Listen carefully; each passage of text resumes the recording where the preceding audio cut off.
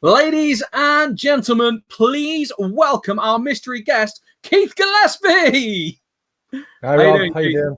I'm very well, my friend. Very Good, well. I want to apologise first because Jamie's not here with us today. It's actually Jamie's little lad's birthday today. It's Hugo who turns 6 today. With George Best.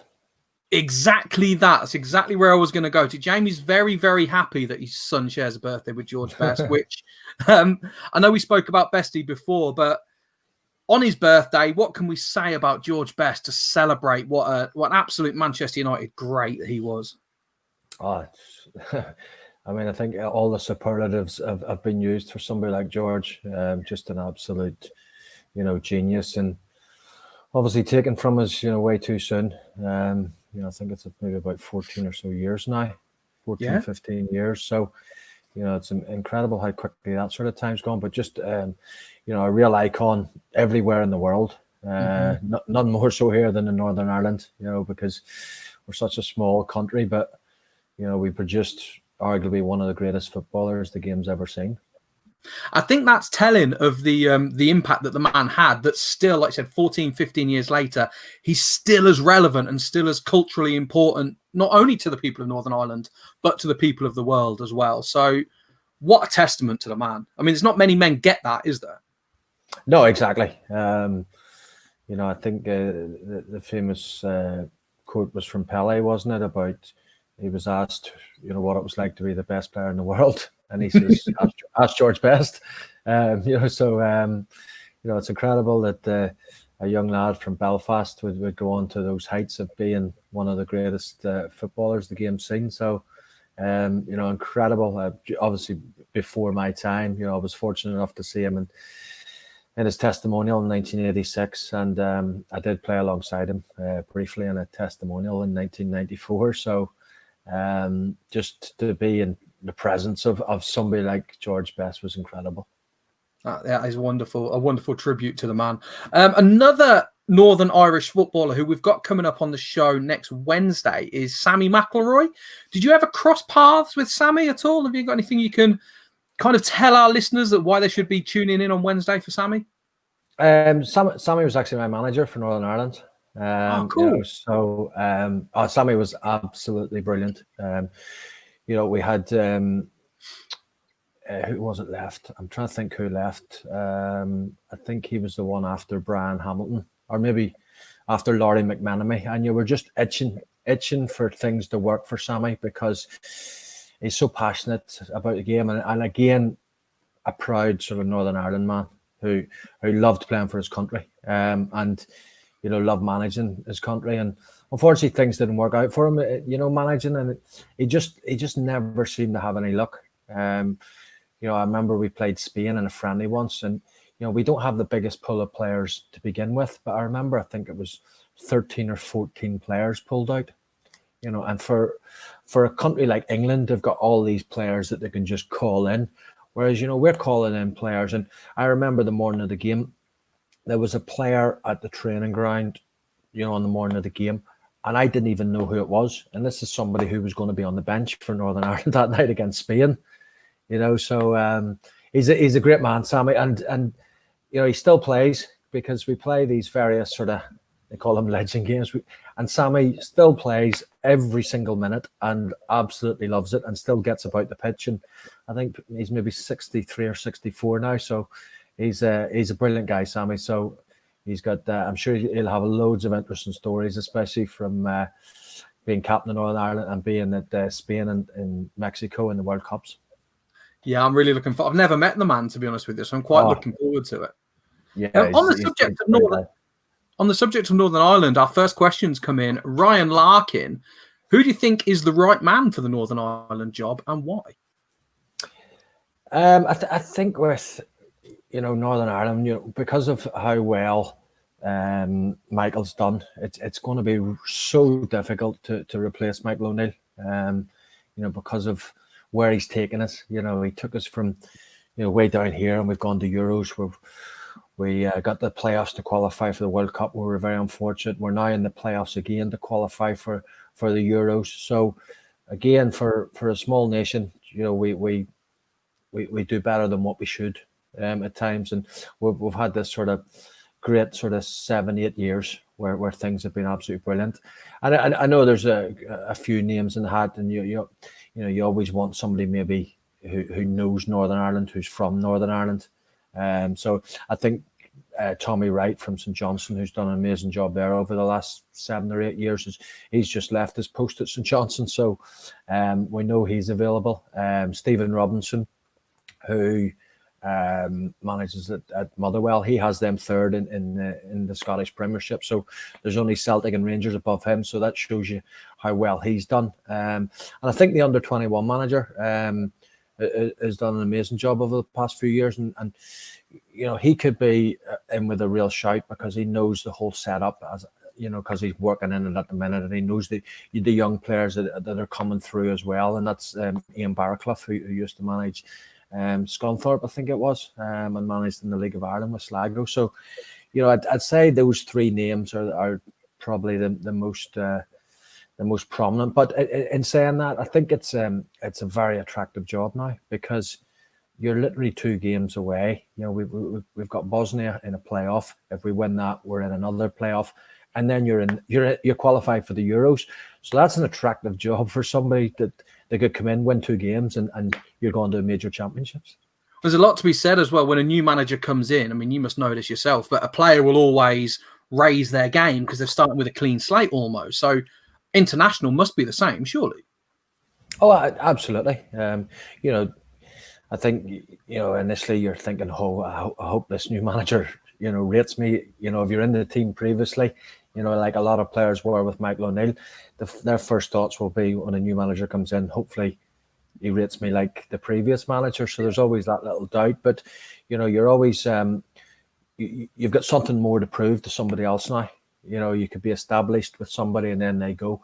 You have to prove yourself all over again. So it's not really it's not a bad thing, because that sort of thing can spur you on, and you can go that extra couple of percent again. And that could get you through the playoffs, couldn't it? That's the point I'm trying to make. That could be that little extra step that gets you to the playoffs, that gets you to the Euros, that makes you a hero in international football. Yeah, well, exactly. We'd never ever qualified for a Euros ever until France in 2016. We're now 2 games away from qualifying for it, 2 tournaments in a row, 2 Euros in a row. So, yeah, it's we've obviously got a very difficult game because we've got Bosnia, and how they work it out, I have no idea, because it's a one-off game in Bosnia. Playoff games have always been home and away, and then you're through. And now it's, if you beat Bosnia, it looks like then that you play the winners of I think it's Slovakia or the Republic of Ireland. So if Republic of Ireland win and ourselves win, we would play Republic of Ireland in Belfast. So that would be a mighty big game. The winner takes all. The winner takes all and goes to the Euros. So but as I said, it is an attractive job now. A good few years ago it probably wasn't, because we were struggling, but now we're easily in the top sort of 30 countries in the world in terms of our rankings, which for the population of 1.8 million, is exceptional. Not fancy having a go yourself, Keith? Not throwing your name in No. the hat? No, definitely not. The managerial route is something I never sort of really fancied, so I'll leave that to the experts. Just before we go to the next question, if anybody wants to share our live stream or start a watch party tonight, we'll put you in a competition where you can win a signed Brian Robson montage, which we will post out to you on Monday. Well, it'll be Tuesday because it's a bank holiday Monday, but we'll get it ready for you. And the winner is announced tonight. So please share this live stream, start a watch party, and we will enter you into a competition to win a Brian Robson montage. On that subject, Keith, can you tell us something a little bit about Brian Robson and to why he was such an icon at Old Trafford? He was such a hero to everyone. Certainly for myself, growing up a Man United fan, he was my hero. And the same goes for David Beckham, Paul Scholes, Nicky Butt, Gary Neville, Ben Thornton. every one of us looked up to Brian Robson. And he's coming towards the end of his career and coming back from injuries at times and playing for the A team at the Cliff training ground.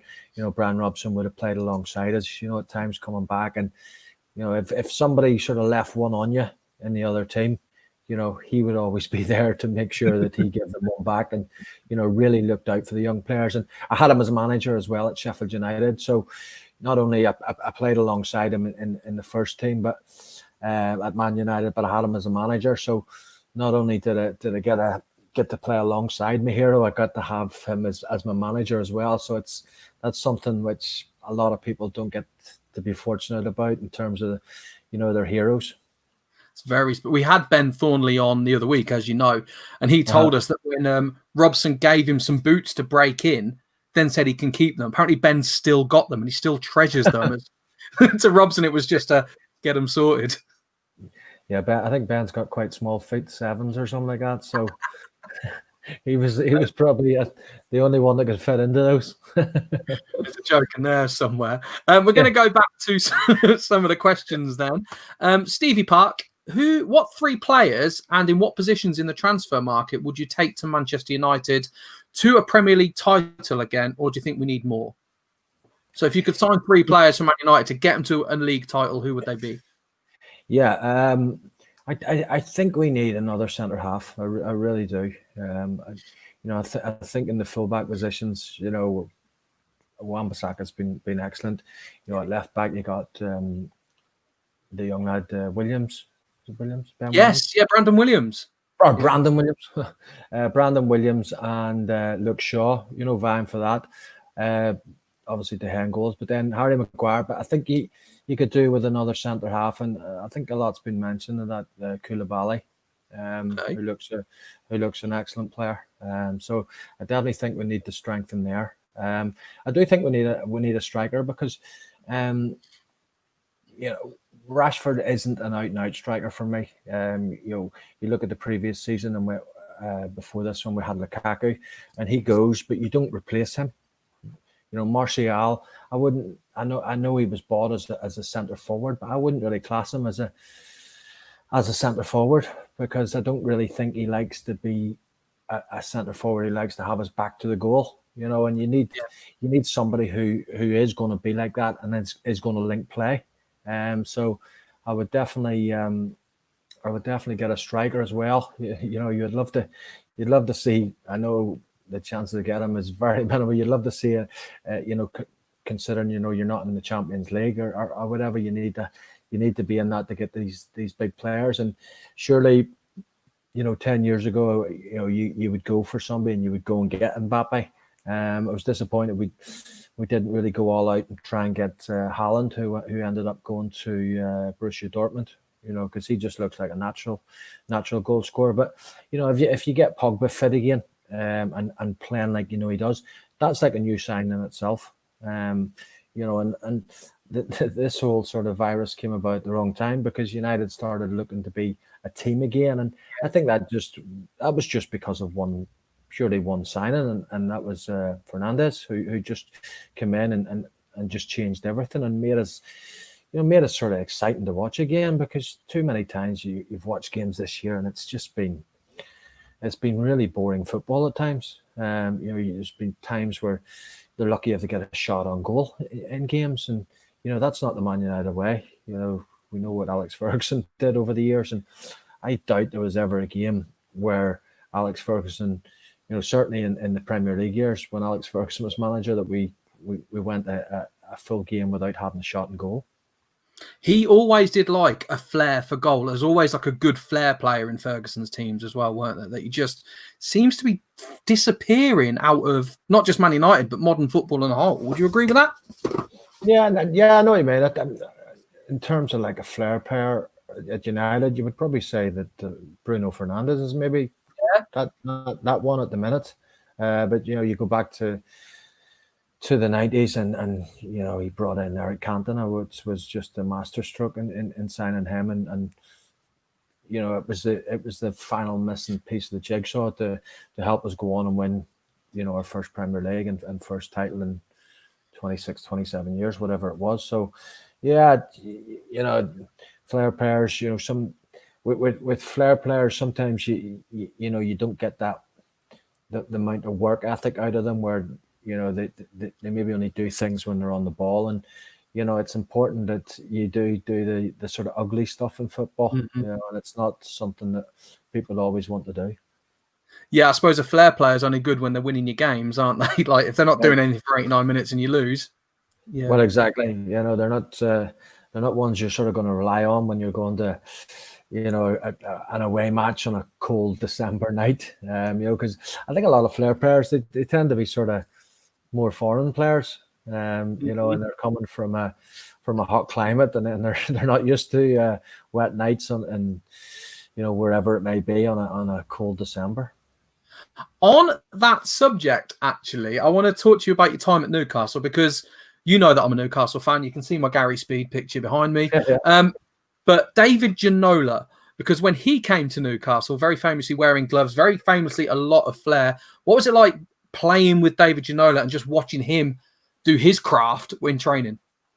Yeah, he was virtually the first 6-7 months at Newcastle, he was untouchable, absolutely incredible. As good a player as a lot of Newcastle fans would say that they've ever seen in those sort of first 6 months. Could go either way. Had good left foot, good right foot, could cross a ball, could score a goal, could head. Maybe didn't work back as much as he probably should have. But in saying that, Kevin Keegan, wanted us to be an attacking team going forward. And I played on the right, on the left, and you felt sorry for fullbacks at times because they did get a little bit exposed. But for virtually most of that season, we were able to sort of provide entertaining football. But I shared a room with Ginola for a couple of years as well. An odd match there, an Irishman and a Frenchman, but I got on great with him. Absolutely fantastic guy, and honestly, an incredible player who, although he was only at the club 2 years or so, made an incredible impact. Yeah, to this day, he still makes like all-time Newcastle teams. When they do their fantasy 11s, he's always there or thereabouts. To go back to Man United, though, Ryan Larkin has a question again. Says, will Ole get United back in the right direction, and how many signings do they need? So basically, is Ole the right man for the job? I think so. And, it was always going to be very difficult.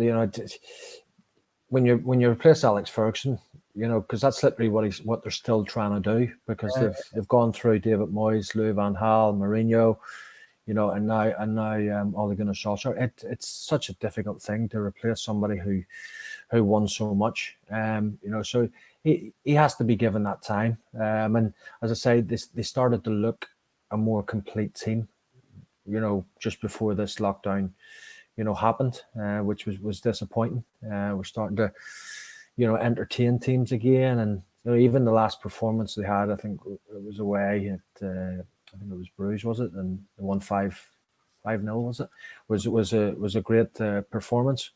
So I think they still need to bring in players. You do need to strengthen, because if you don't, you fall behind. And and I'd say we need another defender, centre half for me. We need a striker. And I mentioned before earlier that Pogba is world class on his day. And if Paul Pogba can get his head right, and start playing like we know he can, he's hardly played at all this season. That's a new signing there, and it'd be great to see, Fernandes, Pogba, Rashford, players like that. See how they link up. Does that come down to the manager though? Like Pogba's headspace at the moment, and why he's not, for want of a better phrase, not interested in what he's doing. Does that come down to Ole? No, well. As a footballer, you just hear, and I know some things are a lot of hearsay, but you just hear that, he's got his own medical staff at times, talking and looking at his injury that he had, and surely that's the Man United medical staff was the one that counts. They're the one who pays his wages, but I don't know too much into that, but he's got to be. He's got to be focused and want to play. And it just seems that he doesn't want to play at the minute. And whether it's because his agent starts making noises about him, wanting to get out and go back to Juventus, go to Real Madrid, wherever it is. If he's going to go, let him go. But if he's not, get his head 100% right and get him playing the way that we know he can, and the way that we've seen him play in the World Cup for France, because he was exceptional. Yeah, and with the Euros coming up as well, you'd think he'd want to be performing every single week to that high standard, so he's a first ballot pick for France. Well, absolutely. France have got so many fantastic players, but Pogba needs to be performing at club level for me. That's where you're judged, in terms of getting your international place. So, start playing for Man United like the way we know you can, because he is absolutely exceptional. You see glimpses at times in a Man United shirt where, the passing range, the goals he scores, just some things he does, just absolutely, fantastic. And it'd be great to see him back playing like he can do. Yeah. On to yourself, Keith. Ozzy Osbourne has been on, not that one, but it says, what is your favourite goal scored and conceded? If you can have a favourite goal conceded. Being a forward, you don't get too upset about favourite or goals conceded. I've scored a few own goals in my career.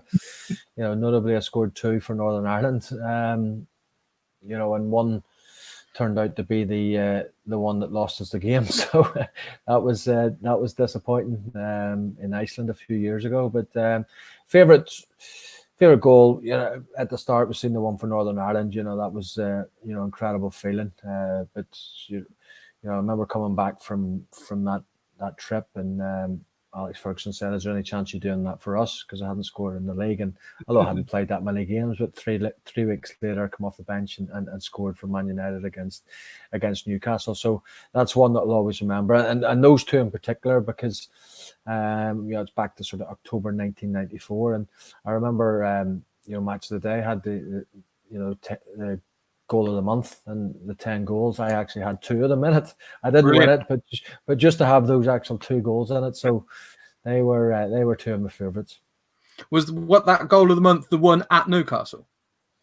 The one against Newcastle, yeah. And also for Northern Ireland against Austria. So both goals were in there. So that was nice to have that. Because it's always, every time I watch Goal of the Month, it's always against Newcastle. Like, we're not a defensive team, but it's always spectacular goals against. Yeah, unfortunately so. I remember quite a few games I played in that would have happened. So, yeah, I've lived through that one.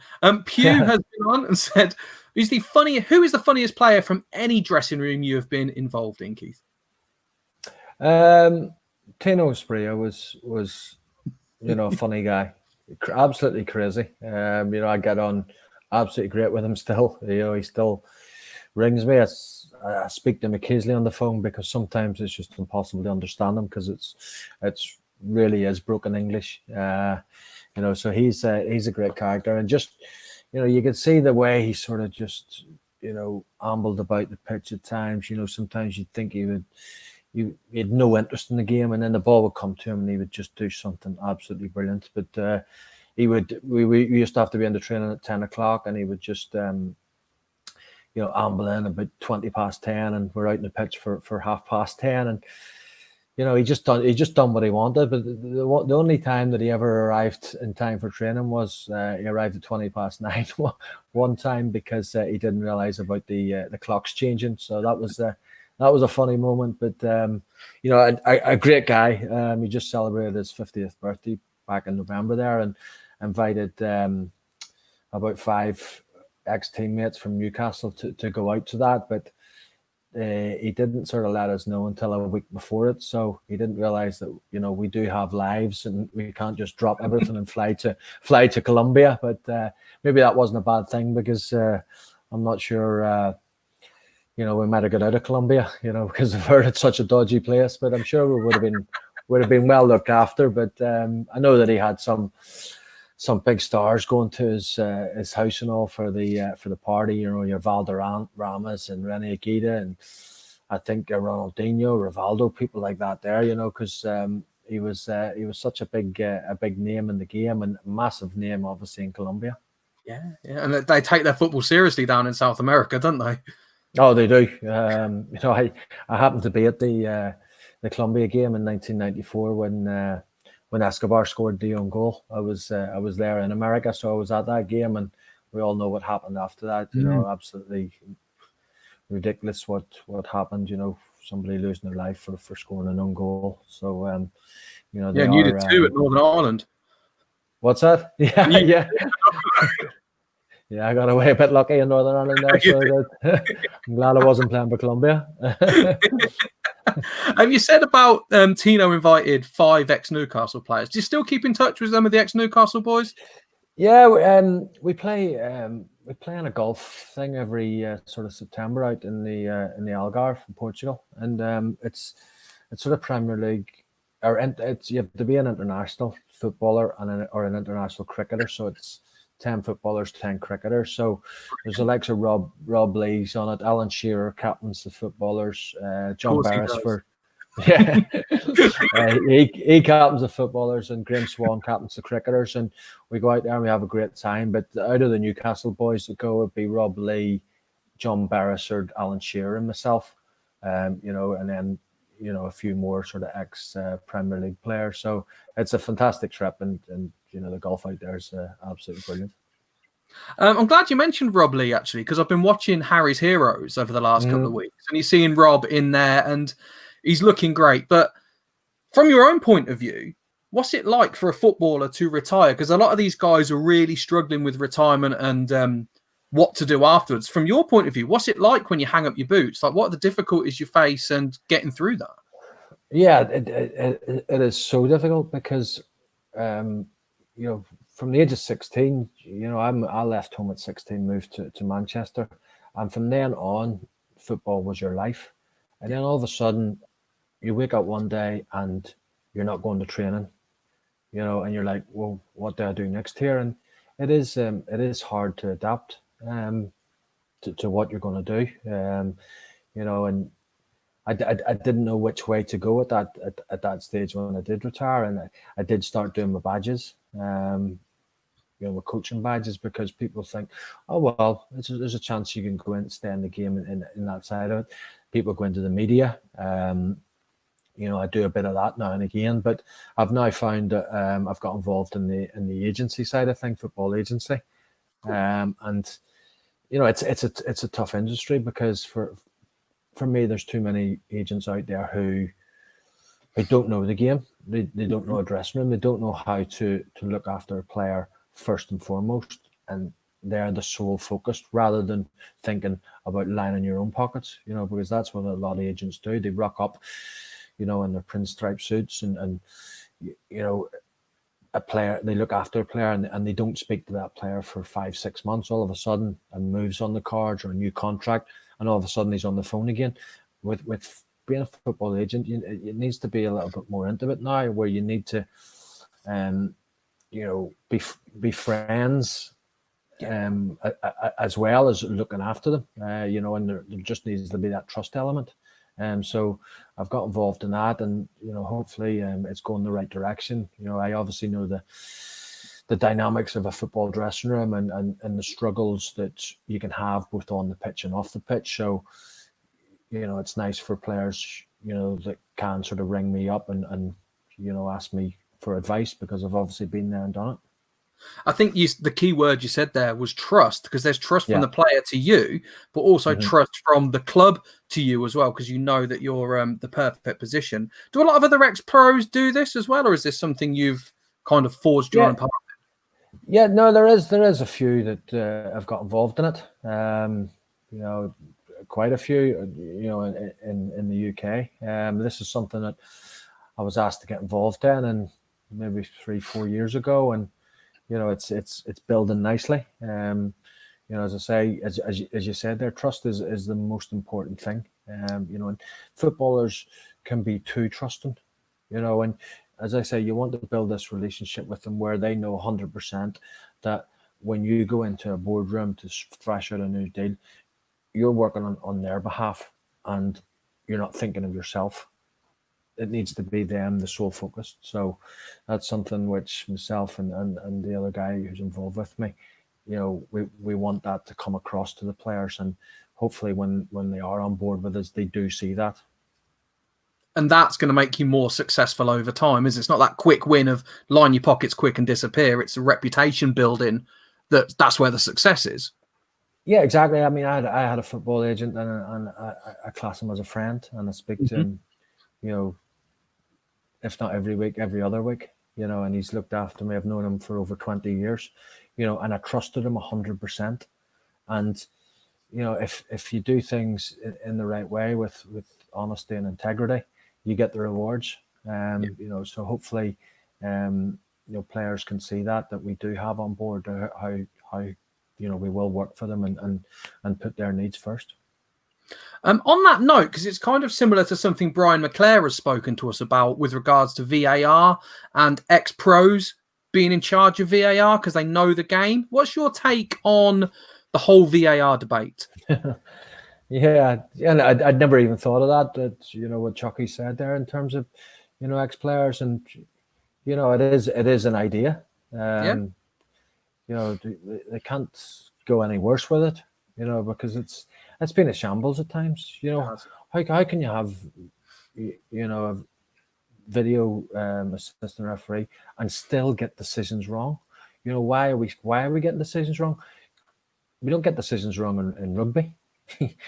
They get it right every single time, and yet there's times you'll be watching things and you'll see an offside by literally that, and it won't be given, and then other times it will be given, and it's like, there's got to be more consistency with it. But for me, it's not been great. It's I think it's something that we did need to bring in because of the huge amount of money that's involved in football. Decisions need to be right, but as I said, they're not getting them right. So there's definitely something wrong, and it does need to improve.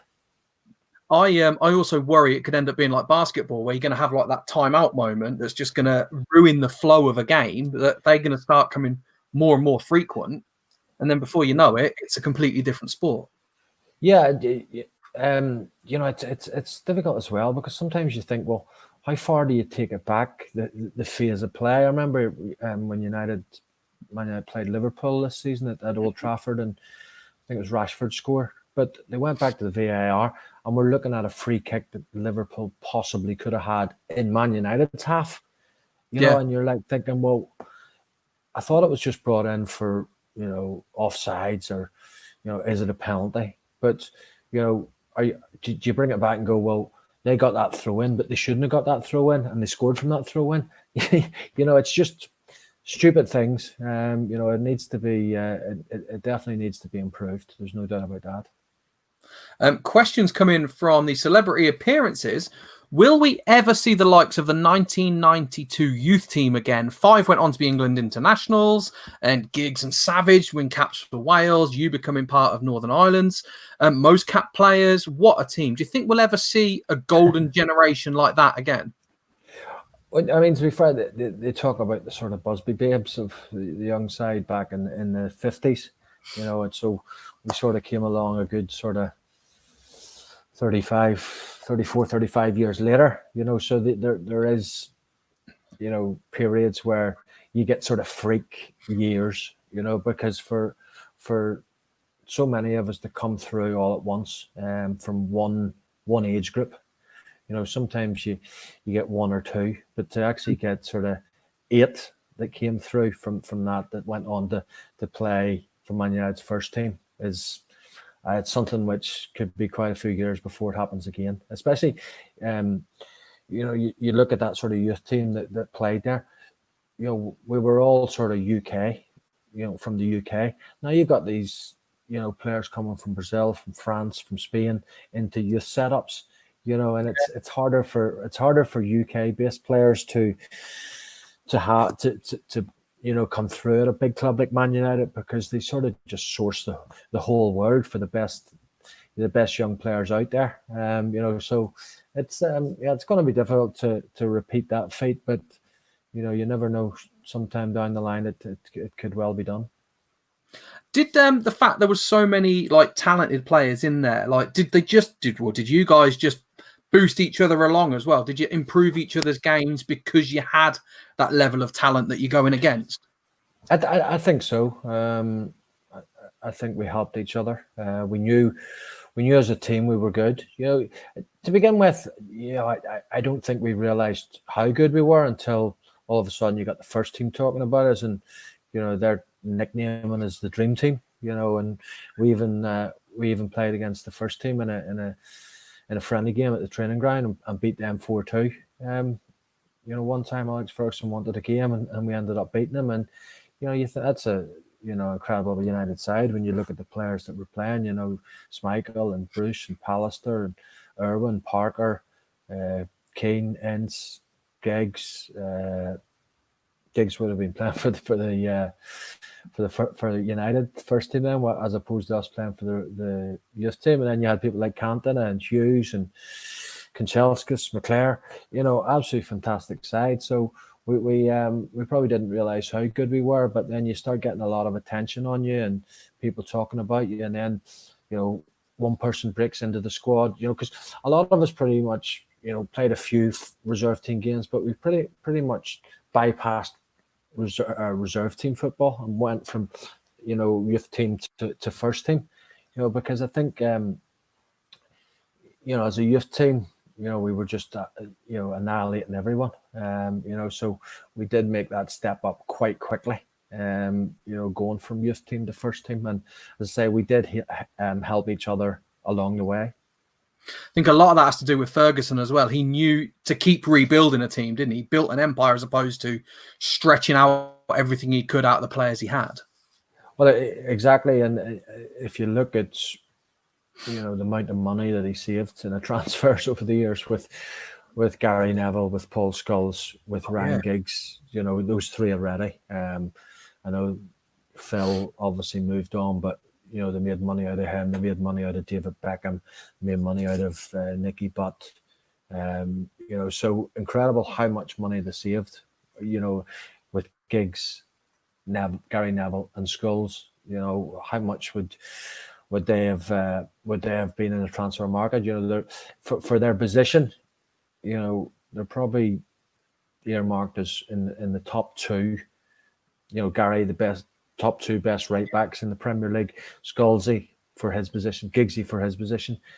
So incredible that that came through one youth team.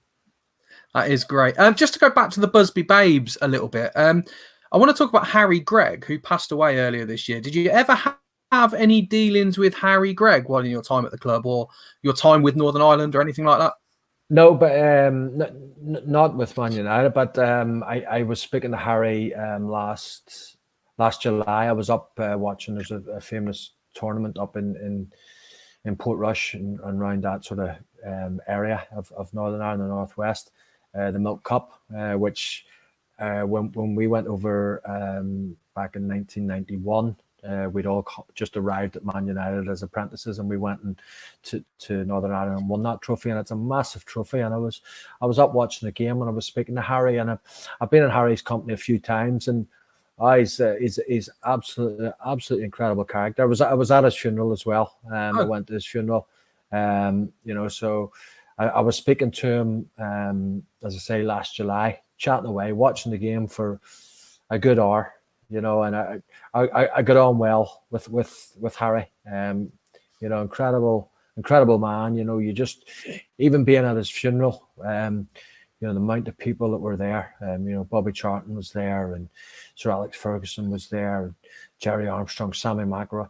All these big massive names turned out for it, and you heard the stories about him going into the burning flames of a plane crash, and you just think, wow, how brave can somebody be to do that and go and save somebody. So absolutely incredible man who I loved being in his company. And obviously very sad when his passing happened, but You know, he'd go down as a great, and one of those where I think everybody in Northern Ireland were always a bit amazed how, you know, they sort of threw out these knighthoods all over the place.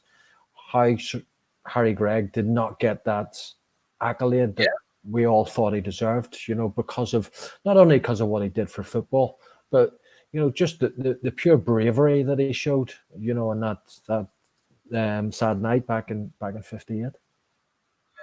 An absolute gentleman as well, but every step of the way, wasn't he? Yeah. Oh, he's absolutely incredible. You know, he could be harsh with some people. So, you know, I was okay. You know, I was always on the right side because I knew that you know he liked me. You know, because there was a lot of people he didn't like it, and Harry would call a spade, and if he didn't like you, you would know he didn't like you. But he was a great character. That's a wonderful tribute to the man. On a slightly different note, Benji Smith has been on. He says, Malt, please ask Keith if he thinks Robbie Savage is world class, because I don't know if you saw it, but when we had Ben Thornley on, we found a clip of Robbie Savage genuinely saying to Steve McManaman, Michael Owen and Ian Wright that he was himself world class. Now, I don't have the clip to hand, but in your opinion, is Robbie Savage world class? I'm not sure what Robbie was thinking then, and I shared a room with Robbie and Diggs, so I did for a couple of years. But no, I don't think.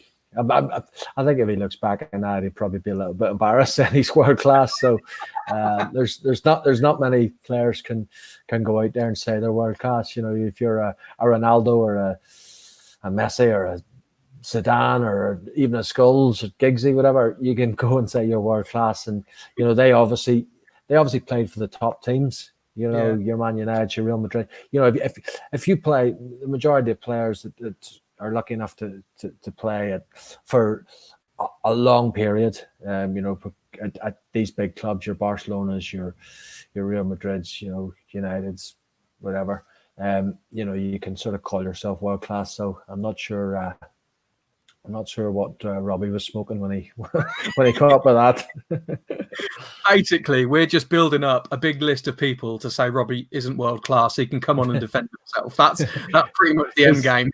It was probably you know, I've never seen the clip either. You know, and I think Robbie himself would say he wasn't world class. He knows that. You know, so it's just one of those stupid things that might come back to haunt him. But no, he's a good lad, Sav. You know, as I say, I had 2 years with him in Diggs, and I got on great with him, and I used to go down and you know, stay with his family at weekends, you know, because it could be boring life in Diggs and that. So I got to know his family well. So he was great with me.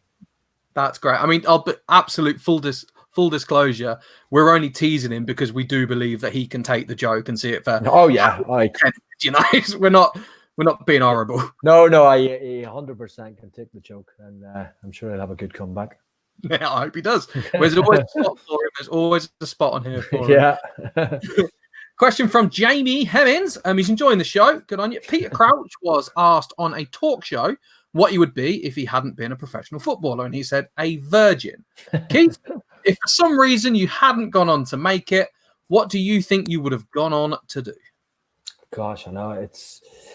You know, when you're sort of 13 years of age, I signed for Man United when I was 13, so I knew I was going across as a 16-year-old to start my apprenticeship. So, you know, at 13 years of age, you're thinking of nothing else.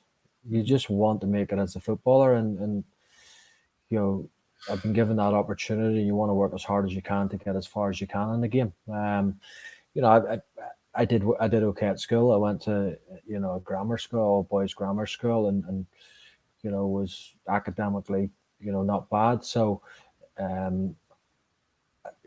be it a trade out there, you know, like a plumber or an electrician, that is not something which I could have done because I'm absolutely hopeless.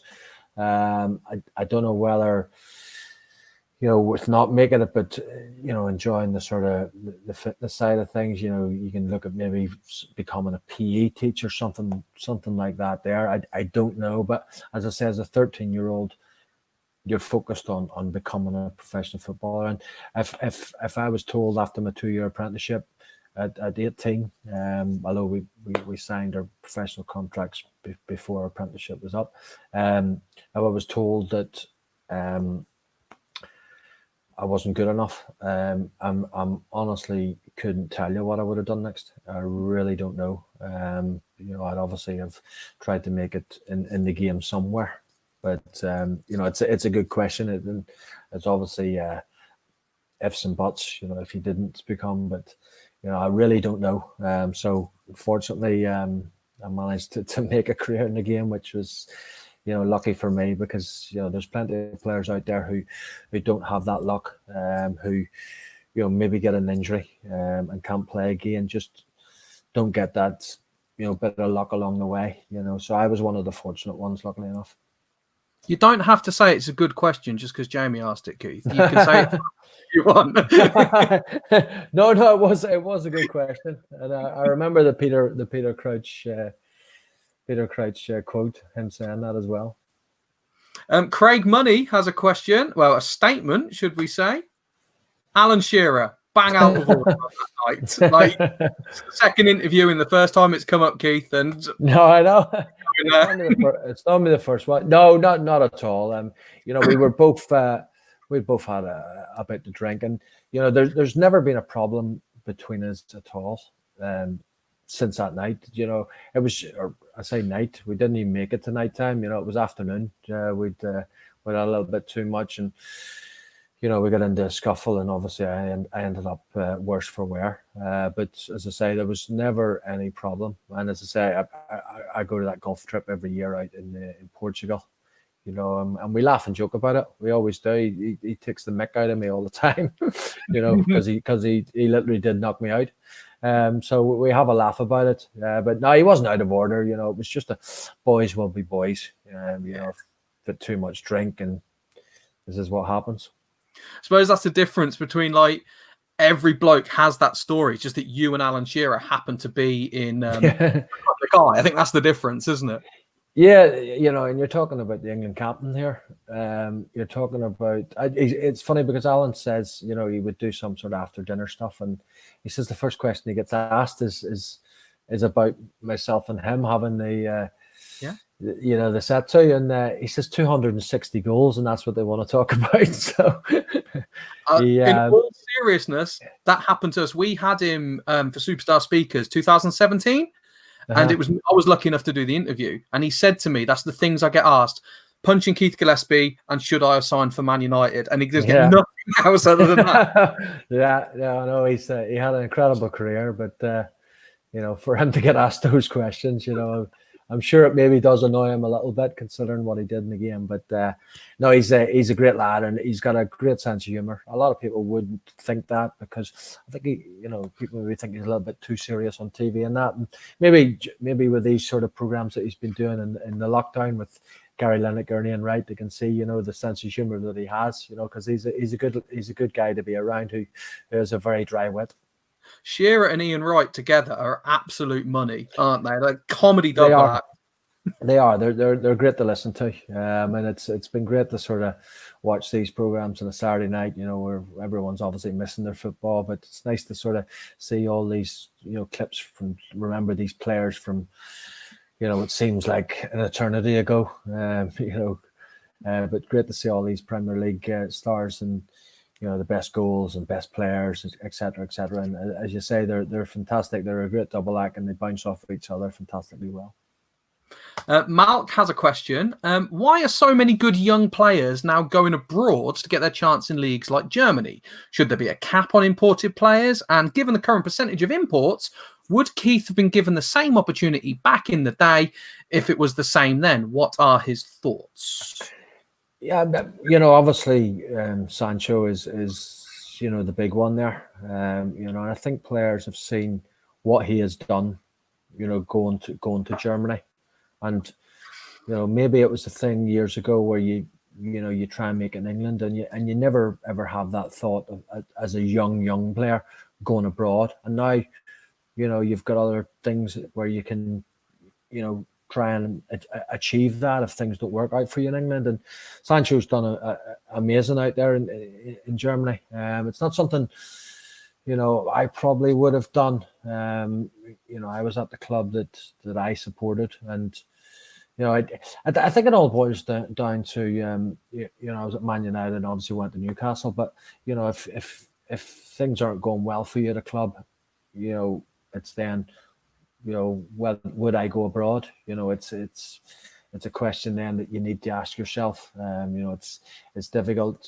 as a young lad, in the game, but to go to a foreign country with a new language, a new sort of way of living, a completely different, people have a completely different mindset in these countries to what, English players do, so it's something where Sancho has obviously set that bar now, where people are, thinking, he's done well out there. It's something where I can, if things don't work out and I go abroad at a young age, I can still come back, because obviously there's so many people are looking at Sancho, and that was one of the players I didn't mention earlier on as a player who, United obviously very interested in. He would make a massive difference to the team and get them sort of hopefully back where they should be and fighting for honours rather than just fighting for fourth place.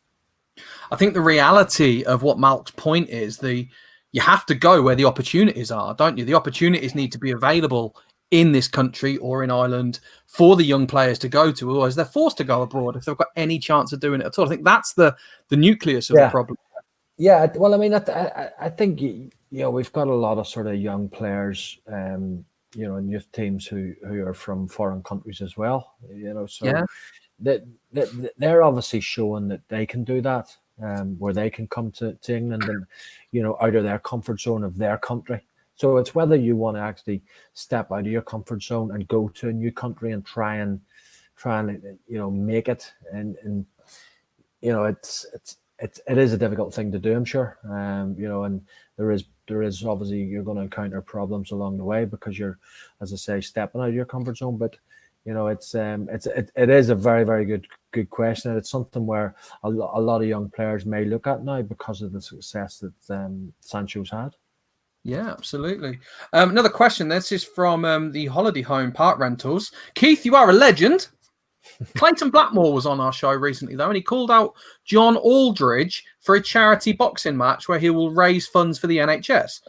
Would you be interested in fighting on this show?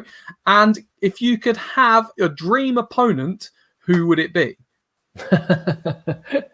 I did get sent off when I was playing for Sheffield United in the Premiership, and it is a Premier League record, and it was for sort of putting my elbow into Stephen Hunt. And the previous season, at Sheffield United and Reading, we both got promoted from the Championship. And, I remember we played down there towards the end of that season and they ended up winning the league. We came second, but you're happy enough to get promoted. But he just was given the biggin, and I sort of always remembered that. And that's pretty much why I sort of, as soon as I came on, I sort of left my elbow in the side of his face. So he would be one who could be a little bit annoying. So I wouldn't mind a go at him. I think you're missing the obvious one, Keith. Alan Shearer. Oh, I know. But I'd have no chance. I'd have no chance. So there's no point. I didn't say that. Plenty of time. He's too big for me. Purse, though, mate. Once you wake up again, think of the purse. Yeah. No, not a chance. I wouldn't fancy taking him on. No, I don't think so. Once was enough. Just before we keep going with the questions, because we're coming up to the end of the show as well, congratulations to Nicky Park. You have won in our like, tag and share competition. We will be sending a Brian Robson montage to you. Just slide into our DMs, please, with your address, and we will get it sent out to you. That's Nicky Park. Congratulations. The Brian Robson montage coming your way. So if anyone's got any more questions for Keith, we've got a couple of minutes left to go. Keith, the Newcastle takeover, it's getting a little bit closer. What's your thoughts on the likelihood of this and how good this would be for the city of Newcastle? Yeah, and fingers crossed that it happens, because they've had so many close, calls over the years where people think that, Mike Ashley's going to sell, and obviously things don't work out. And the whole city gets excited, and then they're, back to normality again with pretty much football, where it's just, it's not great to watch Newcastle football because, that's a club where I played at. I know how big it can be. And for them just to be, like a yo-yo club or just surviving relegation or, lower half, this should be a club that should be top 6 without a shadow of a doubt. And, look, we seen what happened to Man City when they got a takeover. All of a sudden you attract these players, and, it's a fantastic city, fantastic people, who, when things are going well, there's no better place to play football. So fingers crossed that it does happen, but because, as I say, it's a great place, it's a great city, and they've suffered quite a lot over the years, without winning trophies. So hopefully this can happen and the club can move forward. Yeah, I was up there for the Leicester game at New Year, and it's the only time I've ever seen St James's Park silent. Like, the fans are normally pretty rowdy, and it was just silent, and it's just that's testament. Yeah, I know. I've been at a few games myself this season, and it's just not great football to watch as well. And that's because they haven't really invested in the team. I know they went out and spent a lot of money on somebody like Joe Linton, £40 million or something, but surely that money could have been spent, a lot better than that. But it is a club where serious things could happen if the takeover happens, and they could become a top 6, top 4 side every single year if it does. Just on that point, before we move on, when you were there and it was the entertainers era and there was like fingertips away from the title, what was the feel of the city like for you? Because it must have just been a completely wonderful place to be, like so much positivity. What was that like for you? Yeah, I mean, Newcastle itself, it is a bit of a goldfish bowl, because you think about areas, Manchester, you've got Manchester United, Manchester City, you've got clubs close by.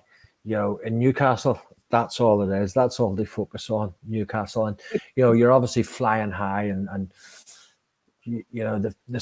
when the football team does well in Newcastle, the whole city is just, thrives. That's what it's all about. It's a religion up there. And, we did come so close to winning the league. But, I remember even the last day of the season when Man United won it, we came second. I remember being out in the town that night, and honestly, you'd have thought we'd have won the league. The way that the fans were. I think at the start of the season, anybody would have taken at Newcastle, any fan or whatever would have taken second place. Because nobody gave us a chance. But because of sort of the circumstances where we had this big lead and let that slip away and ended up losing it, made it hard to take. But when you speak to Newcastle fans about that period, it's a period that they would love to just go back to because of the style of football that we played, because we became known as the entertainers. You score 3, we'll score 4, that type of thing. And it was great to be a part of, and as I say, the city was just absolutely bouncing. My older brother was a season ticket holder at the time, and he said, anytime I get to meet a player from that team, he wants to say thank you for giving him the best football he has ever seen in his life. And he's not one to throw compliments around that easily. So my brother, just as a thank you from him to yourself and the rest of the team. No, I'm back in Newcastle, here and there, and that is something where, I meet somebody and they'll be with their son and they go, he doesn't understand it, how good the football was, because he obviously wasn't born, so it's nice to sort of be remembered as, a lot of people don't remember teams that come second in the Premiership, but they'll always remember that Newcastle side because of the circumstances and the sort of style of football that we played. I'm going to put one more question in before we end, because we've had our hour. Philippe Albert's goal against Manchester United, the 5-0. What is your whole memory and experience of that goal and that game and just that whole thing? I was actually on the bench that day, so I was, and I was a little bit peeved, so I was, because I thought I was going to be starting, and then the team got announced. The day before, I was convinced I was starting because we were practicing set pieces and I was taking them. And then we got the day of the game, the team was announced and I wasn't. And I was really annoyed about it and told Kevin Keegan so. And it's not something I would normally do, so. But then you obviously won the game 5-0. I didn't come on in the game, but just, watching from the bench, as he just, that's the type of thing he could do. There's not many centre halves, had that finesse to sort of chip the ball like he did. And the chip, probably the best goalkeeper that the Premiership's ever seen as well. It was just an incredible atmosphere that day to be beating Man United 5-0. That's something that doesn't happen very often. So incredible goal. And he was an incredible player, Philippe. Absolutely superb. And great person to have around the dressing room, who had this sort of Geordie stroke Belgian accent. He was very funny. John Beresford talks about him a lot. He calls him the English policeman out of a low, the way he would speak. That's the way that Philippe Albert would speak. So very, very funny and great guy to have around the dressing room. That is a great, again, very, very a wonderful way to pay tribute to the man. That's very classy of you, Keith. So, ladies and gentlemen, we've had our hour. I want to say a massive thank you